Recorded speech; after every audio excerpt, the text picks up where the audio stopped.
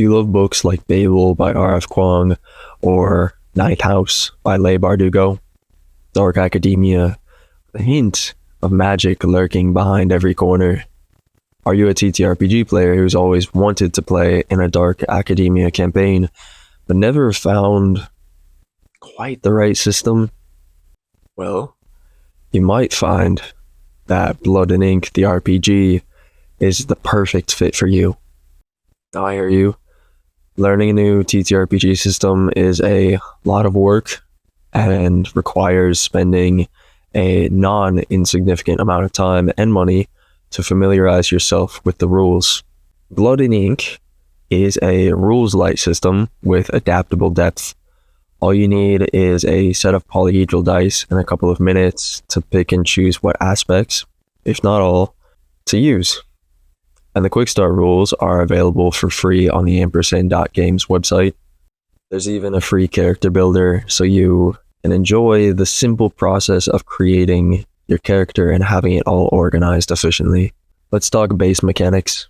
Everyone, players and game master, the game master is called the dean and the players are called the scholars. Everyone needs a set of polyhedral dice, but the most important one for our purposes is the D10. For everything that you would typically use a D24 in D&D, in Blood and Ink you instead use a D10. It's because grading is on a 10 scale. Roll difficulties are constant. A passing grade of 7 to 9 is a success, and a 10 plus is a triumph. On a triumph, you get to pick an additional effect. If you have a skill relevant to the D10 test, you can add that one skill to the roll. Also, dice explode!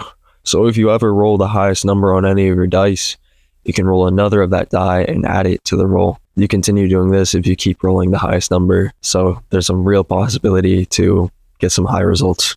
The Dean, Game Master, can apply a penalty die to your roll depending on the difficulty of the task or a related flaw of your characters. In that case, they would roll a die and subtract it from your roll. Penalty dice scale from a D4 to a D8. Now there are two main resources in Blood and Ink. There's stress and there's rest. Stress combines physical and mental stress, and it's marked to fuel certain abilities or when, in a traditional TTRPG, you would take damage. However, there is no damage in Blood and Ink. Your characters avoid lethal attacks, marking stress until you reach your maximum and that last blow lands. Rest, on the other hand, is the other resource, which you clear to clear stress in certain situations or fuel other certain abilities. Rest is more important than just those two functions, though. There's a mystery mechanic in Blood and Ink called Find Cryptic Data. I'll make a separate lesson for that specific mechanic, but for now, you should know that you have to fill information matrix slots, but can only fill the conclusion slot by clearing 8 rest. Now, you only ever have a maximum of 10 rest, so that's a pretty significant amount. This is relevant to academia campaigns in particular because the mysteries in those campaigns are the mysteries of completing academic projects, and you need a night's sleep, 8 hours, 8 rest, in order to synthesize information and make a quality conclusion. You start your adventures or your studies with a background and a class. Each background values different things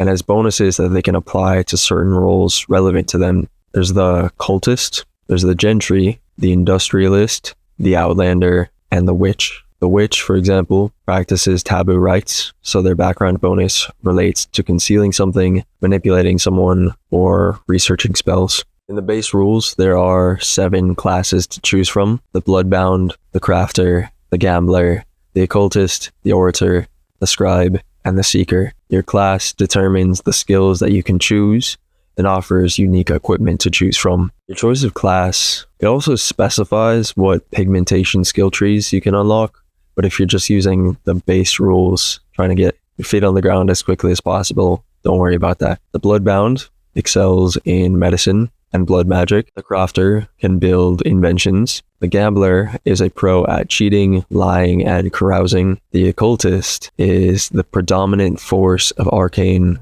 and occult information. The orator can persuade, perform, inspire, and beguile. The scribe is a linguistic master and can even write summoned creatures into existence. And finally, the Seeker is a skilled hunter, investigator, and scholar. You start with 2 skills from your class's skill list. You also get 1 custom skill that can come from any class. It can also be a completely unique skill that you just make up. I'll work with your dean to determine if it's too specific or not specific enough. You have a competence score. Your competence starts at 2 and determines the base stress that your weapon attacks inflict, and also your armor.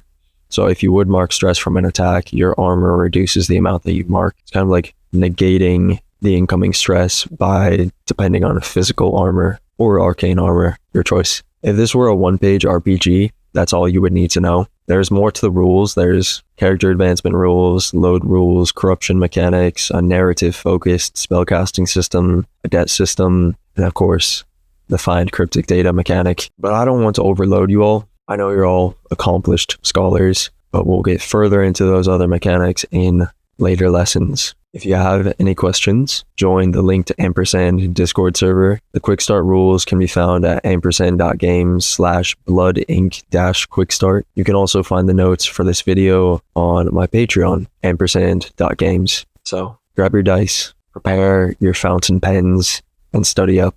There will be a test.